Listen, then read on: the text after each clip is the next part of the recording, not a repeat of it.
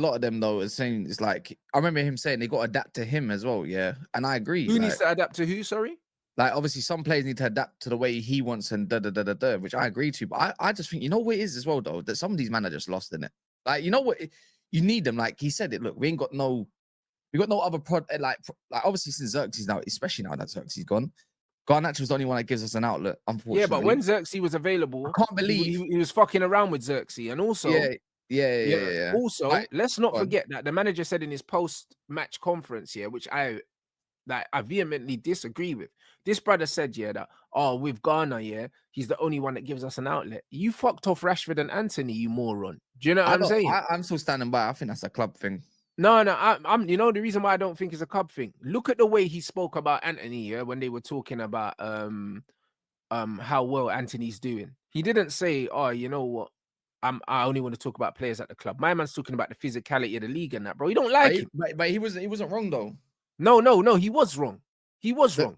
Because it suits him to a T. Nah, but bro, let me tell you why he was wrong. Because Garnacho ain't got better physicality than Anthony. No way, bro. Like, bro, man, watch Garnacho, bruv. Get dashed on the floor every single game about 10 times, bro. Like, bro, do you see what Joe Linton done to him? You know when man used to hold the little youth's head, man, and swing it. That's what Joe Linton done to him. No one's done that to Anthony. I hear what you're saying. I hear what you're saying, but that was 100%. I'm not gonna lie, I'm not just doing it just for the sake of it. I'm sincerely putting my eggs all in the fact that the club wanted to up the price as much as possible to potentially get rid of them. Yeah, but bro, he doesn't need to say that, bro. Rashford already came up, even as he signed, by the way, after the Ipswich game, he's already come out and said like a pre-interview, bro. Man wants a new challenge. Like, what do you do from there? The club just made it easy for the club. But Rashford came out and said he wanted a new challenge, because the manager made it clear, that he didn't want him. Remember, look at the timeline of Rashford. The Rashford timeline was Rashford 9 for the first game of the season, like I predicted before the manager came in. Rashford played shit. Next game was Rashford 10, Rashford out the team. That's what it was. The manager used him in 2 different positions and he said, nah, don't fancy him. That's what he did, bro. That's exactly what he did. And bro, I'm not saying that Rashford shouldn't have been moved on, because in my opinion, he should have been moved on a long time ago. But my thing is, may your words, mirror your actions. Don't say that we lack a certain characteristics in the team, because his whole match reaction was about we lack certain characteristics in transition. And then you get rid of 2 players, that can play in transition. And also Xerxes very good in transition. He's our best ball carrier in the team, by the way. Best ball carrier in the team. And you weren't playing him either.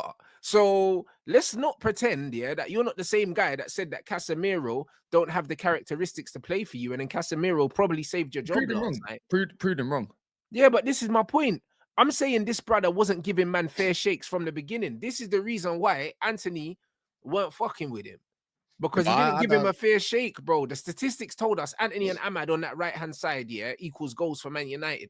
And we saw it twice off the bench. We never really saw it, bro. This guy's stubbornness is the reason why we're in the situation that we're in, bro. Because the thing is with Anthony, this bro wanted to do so well he wanted to do well so much at the club. You can see it in his face. That's one thing you can't say about Anthony. Like, he never gave us 100% effort. Even when he weren't playing well, he was our best defensive player in terms of structure. Out of the attack, the Brer worked his socks off, bro. You can't tell me that he can't make the runs that Garnacho makes. If you say to Anthony, yo, listen, when you get the ball, I want you to just go that way, bro. He'll fucking do it, bro. He'll do it, bro. We didn't need to get rid of Anthony, bro. I don't care. We didn't need to. So you got rid of Rashford and Anthony, and you're complaining about we don't have players in transition, Kobe Mino's not the quickest, but Kobe Mino is a good vertical player because he can use his body, similar to the way that Saka uses his body. Kobe's good at stepping across players, shielding the ball, driving with the ball, and in tight spaces, he's mustard. He's a left 10 for us. We saw it yesterday. Look at that finish. Look at the amount of times Garnacho gets the ball in that same situation and nothing happens, bro. Like, there's a lot of things, that the manager does, in terms of the way he profiles players, that he doesn't. There's spooky hours on that part.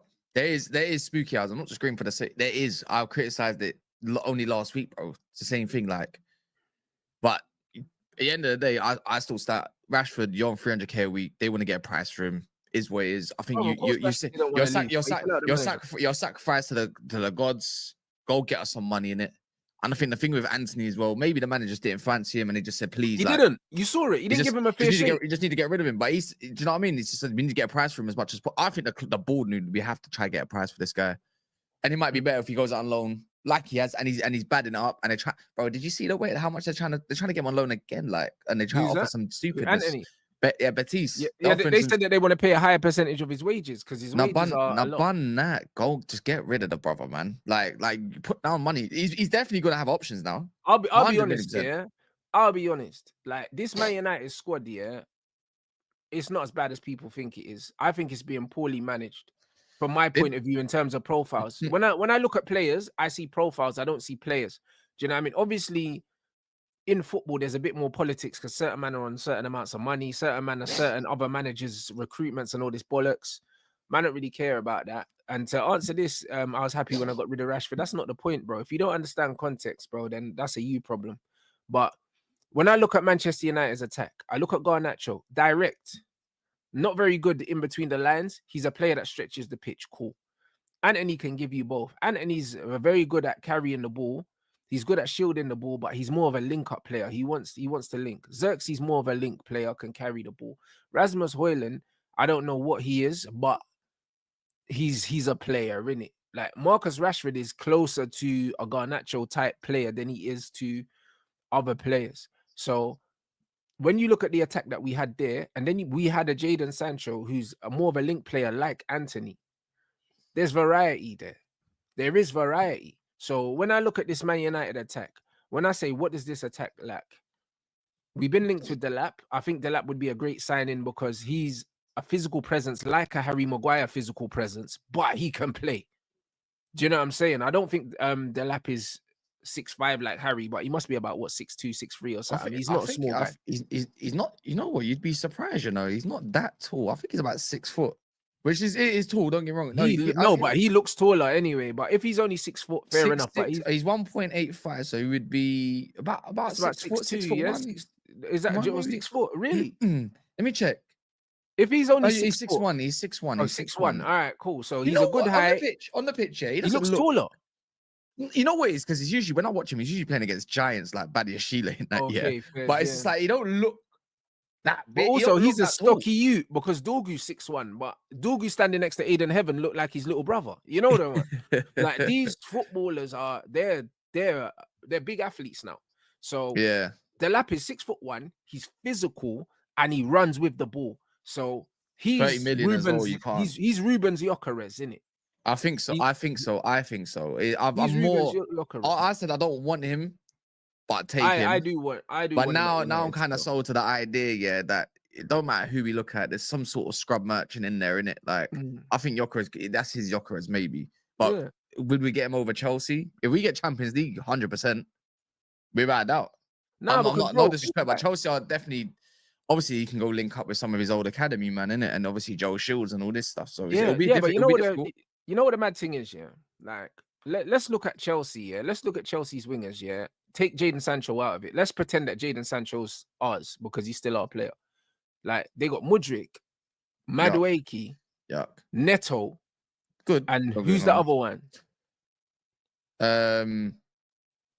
Who is the one? Madueke. I think who's the other one, guys? Because Cole plays in the 10 now. I think that is the one. You said it, no? Is that it? Oh no, because they had Felix and Felix is gone. Nkunku. Right, he's horrendous. So them 4 year, United could have had Anthony, Rashford, Sancho, Ahmad. And you're trying to tell me that's not better than what Chelsea had? It was. But we were looking at this Chelsea team saying that, yo, like, these man can finish second in the league, bro. Do you know what I'm saying? Like, and we had a better attack than them if we kept those players. Do you understand what I'm saying? So when people are telling me that this Man United team needs like wholesale overhauls and all that, no. We had different profiles in the team. We had Ahmad and Anthony on the right, and we had Rashford and Sancho on the left. And that's before we even get to Garnacho. Do you know what I mean? So when man are telling me that, like, yo, this squad was so bad, brother, no.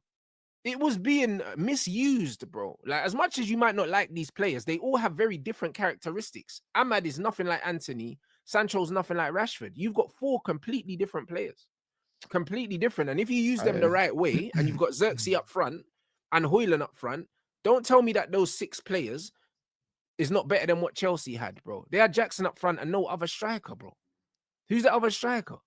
Yeah, they ain't got no one. They got the young Mark Jew, whatever his name is, and he got injured, I think. But that's what I'm trying to say. So how come Chelsea was in the top 4 race and are still in the top 4 race?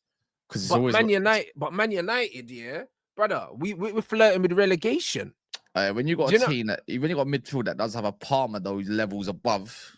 And yeah, but it doesn't. No, but yes, I understand that. You're right. Man. But there you go. But this is what you're pointing out to me, and this is what I've always been saying. Man United's midfield is the biggest problem, and it always has been. Always has been a problem. It always has been the biggest problem. Manchester United, yeah, post Matic and Pogba, our midfield has always been a problem, bro. Always. Yeah, you never replace Pogba because you can't replace him. Thank you. The birth of McFred. Thank you, because you cannot replace Paul Pogba anyway.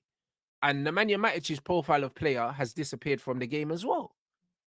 Yeah, it disappeared. He's tall, he's physical, he's composed on the ball, can break lines, and he died after 1 year. He died after 1 year for us. He did, but that 1 year of Matic, yeah, we're dying for a player like Nemanja Matic now. But this is why I wanted Sander Berg. Bro, how many scenes did we talk about it when we got? We spoke about Sander Berg to the point where it got boring, bro. Yeah, exactly. And you know what? There's one youth in the ranks that I think is going to go into the first team anyways. That we bought. See, that's Sekou Kone, yeah? Yeah. The birth of him. By the way, the birth of him is happening next season. I remember seeing the maybe this season, bro. The manager said he's going to play the youths in the league because we're focusing on please. Hey, Kone. Please. Again, you know what? Not all of these can make it, innit? Like, I don't know if I like Amorim'S a little bit, but I don't think he's it. At all. He's not it, bro. They're trying to force it, man. But guess what? Get a press. Just get a press. Do you know what I mean? Even if it's 10 million, get a press. Bournemouth want a new wing back now. No, but you know about Amorim'S, yeah? I'm not mad at Amorim'S, yeah, as a rotational player. Just don't put him on no big money and don't gas him up, bro. Just have him there. Yeah. You know, he's mad young anyways as well. But he's getting some minutes.